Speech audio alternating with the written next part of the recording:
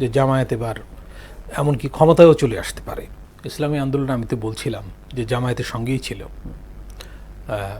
মানে 11 দলীয় জোট, তো এটা 10 দলীয় হয়ে গিয়েছিল, পরে বোধহয় আরেকটা দল যোগ দিয়ে আবার 11 দলীয় হয়েছে। তো যাই হোক, এখন ইসলামী আন্দোলনের ইশতেহারও কিন্তু আলোচিত হওয়া দরকার, কারণ তারাও প্রতিযোগী। তবে জামায়াত বড় প্রতিযোগী, কোনো সন্দেহ নাই। এবং জামায়াতের ব্যাপারে একটা দেশ জুড়ে একটা হাইপ উঠেছে যে জামায়াত এবার এমনকি ক্ষমতায়ও চলে আসতে পারে, এইরকম মানে প্রচার চলছে। ভাই জামায়াতের দীর্ঘ মানে ভেতরে ভেতরে প্রচারের কথা বলছিলেন। এখন প্রশ্ন হচ্ছে যে নির্বাচনী তফসিল ঘোষণার আগে যদি কেউ এই ধরনের কর্মকাণ্ড পরিচালনা করে, সেগুলো প্রতিহত করার উপায় কী?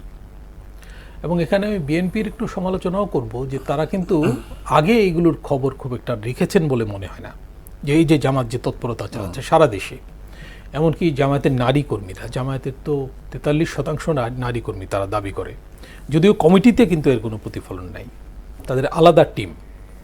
তো তারা ক্যাম্পেইন চালাচ্ছে এবং মনে করা হচ্ছে তারা ঘরে ঘরে পৌঁছে গেছে, এবং ঘরে ঘরে পৌঁছে তারা ওই যে বিকাশ নম্বর, সেলফোন নাম্বার এইসব নিয়েছে। এখন ধরা পড়ছে, কিন্তু আগেও হয়তো করেছে, সেগুলো ধরা পড়েনি, তাই না? এবং তারা যদি এর মধ্যে এইসব করে এগিয়ে গিয়ে থাকে, তাহলে তাদেরকে ধরার উপায় কী? কিংবা এটা কোনো নির্বাচনী বিধিবিধান লঙ্ঘনে পড়ে কিনা? আমি বলছি নির্বাচনী তফসিল ঘোষণার আগে, সেটা কিন্তু বিধিবিধানের মধ্যে পড়ে না।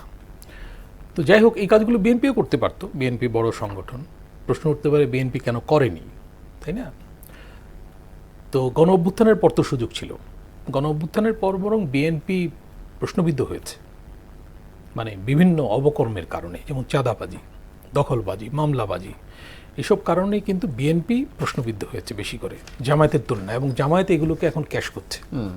আপনি লক্ষ্য করবেন জামায়াতের আমির দুর্নীতির বিরুদ্ধে খুব বক্তব্য দিচ্ছেন, মানে ফাইন্যান্সিয়াল করাপশন, গলায় হাত দিয়ে টাকা নিয়ে আসবেন ইত্যাদি, মানে যেগুলো খুব সার্কাস্টিক লাগছে আর কি।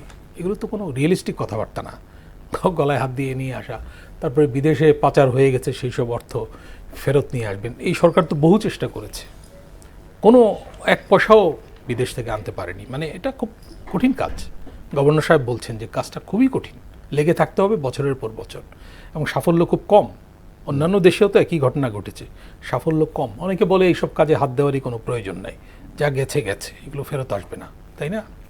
ওইসব দেশও কোঅপারেট করে না, কারণ তাদের জন্য তো এগুলো ইনভেস্টমেন্ট। তো যাই হোক, আমি মূল কথায় আসি। জামায়াত আজকে একটা ইশতেহার দিয়েছে, আমি মোটামুটি স্ক্যান করেছি, আমি যেখানে কাজ করি সেখানে নিউজ হয়েছে, নিউজটা দেখতে হয়েছে।